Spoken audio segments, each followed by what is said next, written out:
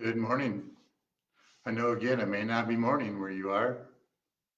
The day is a Thursday for me, April 16, and it's a rainy, yucky, gloomy morning again. It seems like we've had a lot of that this year, as well as storms and deep, deep rainfall that, yeah, the grass is green, but everything's wet.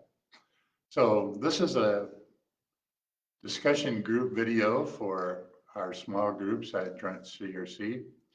And I would just like to ask that if someone from each of your groups would just let me know how your group is doing, if you're keeping up, if the videos are working fine, just let me know in the next week or so. I would appreciate that very much. This is session 6, and we have 9 in total. Last week was kind of a review and look back at what we're doing. From here, it gets a little bit more difficult because it takes deep introspective views on your own Christian life. And today, there's some questions. It's not a long lesson at all, but you're going to look at something that Jesus said and see how it relates to what we're talking about. But I would remind you that we have 3 essentials for transformation, for living a Christian life where you shine for Jesus. Radical obedience, knowing that we don't know everything and we have to trust God and listen to what he tells us. Reflective lifestyles, how are we doing with listening to God and our obedience? Are we listening well? Are we relating with other people and talking with them about how our lifestyle has changed in a reflective way? And then also we have to live in authentic communities. That means integrity and honesty among the people that we're around.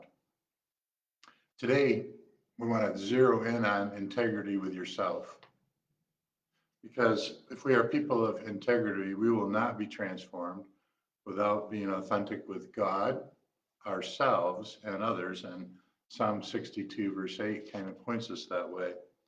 But there's a little diagram at the bottom of page 17 that shows us how we look at ourselves, how we know ourselves. There's a small central portion that's our secret self that we don't share with anybody. Then there's our private self, but only a few people get into that circle. And then our public self, the way everybody sees us or we want to be seen. Now, God is the God of every one of those circles, even the secret self. So it's important for you to understand that, and this is where I had a lot of resistance when I first heard this, that no, I am who I am. I'm open. I'm not trying to hide anything or show anything different.